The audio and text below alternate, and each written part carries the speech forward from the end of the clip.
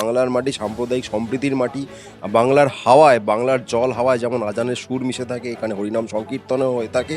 এখানে কোনোভাবেই বিরোধ, সাম্প্রদায়িক বিরোধ বিদ্বেষের জায়গা নেই।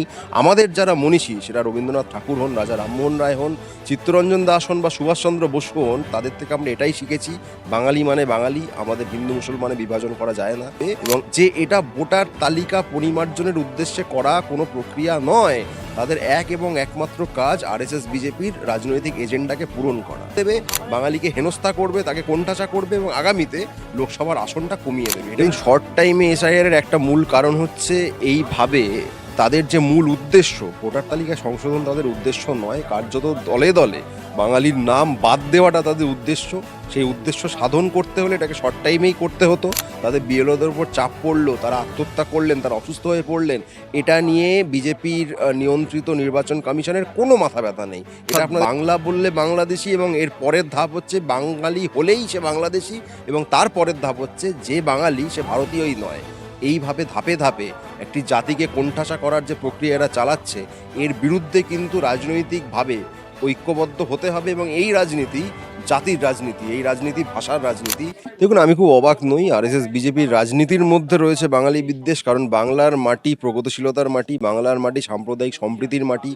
বাংলার হাওয়ায়, বাংলার জল হাওয়ায় যেমন আজানের সুর মিশে থাকে, এখানে হরিনাম সংকীর্তনও হয়ে থাকে। এখানে কোনোভাবেই বিরোধ, সাম্প্রদায়িক বিরোধ বিদ্বেষের জায়গা নেই। আমাদের যারা মনীষী, সেটা রবীন্দ্রনাথ ঠাকুর হন, রাজা রামমোহন রায় হন, চিত্তরঞ্জন দাস হন বা সুভাষচন্দ্র বসু হন, তাদের থেকে আমরা এটাই শিখেছি, বাঙালি মানে বাঙালি, আমাদের হিন্দু মুসলমানে বিভাজন করা যায় না। এবং এই জায়গাটাই আরএসএস বিজেপির পছন্দ নয়।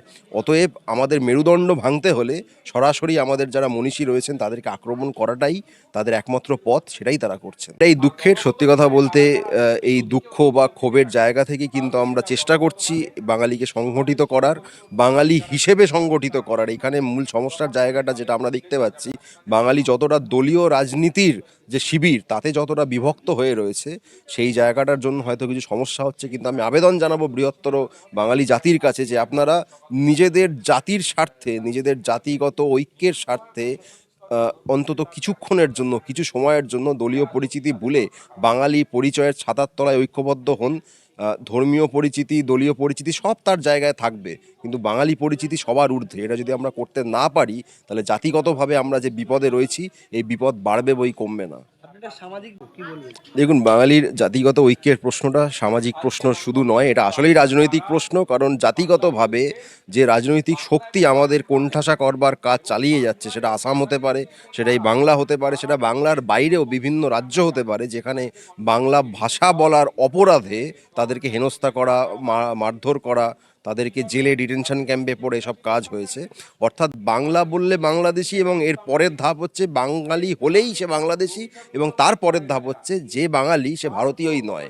এইভাবে ধাপে ধাপে একটি জাতিকে কোণঠাসা করার যে প্রক্রিয়া এরা চালাচ্ছে, এর বিরুদ্ধে কিন্তু রাজনৈতিকভাবে ঐক্যবদ্ধ হতে হবে। এবং এই রাজনীতি জাতির রাজনীতি, এই রাজনীতি ভাষার রাজনীতি, এই রাজনীতি দলীয় রাজনীতির প্রশ্ন নয়। আমি আবারও বলছি, আপনি তৃণমূল হতে পারেন, আপনি সিপিএম হতে পারেন, আপনি কংগ্রেস হতে পারেন, আপনি অন্য যে কোনো দল হতে পারেন, কোনো দল নাও করতে পারেন, কিন্তু বাঙালি হিসেবে যদি আপনি ঐক্যবদ্ধ না হন, তাহলে আগামীতে এই কোনো দল হয়ে আলাদা করে কোনো লাভ নেই। দেখুন, শর্ট টাইমে এসআইআর এর একটা মূল কারণ হচ্ছে এইভাবে তাদের যে মূল উদ্দেশ্য, ভোটার তালিকা সংশোধন তাদের উদ্দেশ্য নয়, কার্যত দলে দলে বাঙালির নাম বাদ দেওয়াটা তাদের উদ্দেশ্য। সেই উদ্দেশ্য সাধন করতে হলে এটাকে শর্ট টাইমেই করতে হতো। তাদের বিএলওদের উপর চাপ পড়লো, তারা আত্মহত্যা করলেন, তারা অসুস্থ হয়ে পড়লেন, এটা নিয়ে বিজেপির নিয়ন্ত্রিত নির্বাচন কমিশনের কোনো মাথা ব্যথা নেই। এটা আপনাদের বুঝতে হবে। কারণ বাঙালিকে আগামী যে আসন পুনর্বিন্যাস হতে চলেছে লোকসভার, সেখানে যাতে বাংলার আসন, বাঙালির রাজনৈতিক জোর একদম শূন্যে নেমে যায়, আসন সংখ্যা এতটাই হ্রাস করে দিতে তারা চায় যাতে আমাদের কোনো রকম পলিটিক্যাল বার্গেনিং পাওয়ার থাকবে না, সেই উদ্দেশ্যেই এসআইআর। অর্থাৎ এখানে ভোটার তালিকা পরিমার্জন সঠিকভাবে করতে চাইলে যে সময় দেওয়ার কথা, তারা সেটা দেবে না, দিতে রাজিও নয়। শর্ট টার্মে করবে, প্রচুর নাম বাদ দেবে, বাঙালিকে হেনস্থা করবে, তাকে কোণঠাসা করবে এবং আগামীতে লোকসভার আসনটা কমিয়ে দেবে। নয়, সম্ভব নয়। তারা যে কোনো সুস্থ মানুষ, সুস্থ বুদ্ধির মানুষ যেটা বুঝবেন, এটা আমরা সবাই বুঝি, এটা যারা করছেন তারাও বোঝেন। আপনাদেরকে বুঝতে হবে যে এটা ভোটার তালিকা পরিমার্জনের উদ্দেশ্যে করা কোনো প্রক্রিয়া নয়, তাদের এক এবং একমাত্র কাজ আরএসএস বিজেপির রাজনৈতিক এজেন্ডাকে পূরণ করা। 2002-এর তালিকার কথা উঠে আসছে, আপনাদের আরেকটা নাম মনে করিয়ে দেবো, সোনালী বিবি, যাদেরকে রাতের অন্ধকারে বাংলাদেশে পাঠিয়ে জোর করে ধাক্কা দিয়ে পাঠিয়ে দেওয়া হয়। তাদের নাম, তাদের বাবার নাম বা মায়ের নাম, সেটা কিন্তু 2002-এর নির্বাচনের তালিকায় ছিল। অথচ তা সত্ত্বেও তাদেরকে অবৈধ ইত্যাদি দাগিয়ে দিয়ে তাদেরকে তাড়িয়ে দেওয়া হয়েছে। এতেই বোঝা যায় যে 2002-এর তালিকা ইত্যাদি যে শর্তগুলি চাপানো হয়েছে, এগুলো আসলে ভুয়ো শর্ত। আসল উদ্দেশ্য বাঙালি সংখ্যা কমানো, প্রথমে ভোটার সংখ্যা, তারপরে সেখান থেকে আসন সংখ্যা কমানোটাই উদ্দেশ্য। সুতরাং এসআইআর নিয়ে এটা ওটা সেটা নিয়ে আদতে কিছু যায় আসে না। কোথায় কি নাম কার আছে না আছে এগুলো নির্বাচন কমিশনের দেখার কথা, আমরা কেন অত দৌড়াদৌড়ি করতে যাব? অর্থাৎ এখানে আমাদের দাবিটা যেটা করতেই হবে যে এসআইআরের নামে ঘুরপথে এনআরসি করার প্রক্রিয়া এটা বাতিল করো।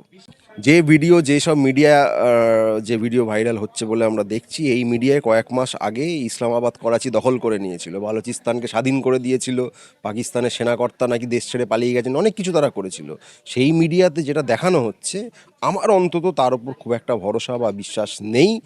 আমরা চাইবো যারা ইন্ডিপেন্ডেন্ট যারা মিডিয়া রয়েছেন, আপনাদের মতো যারা রয়েছেন, আপনারা যদি অকুস্থলে গিয়ে একটু যাচাই করে আমাদের জানাতে পারেন, তাহলে আমরা সত্য কি সেটা জানতে পারবো।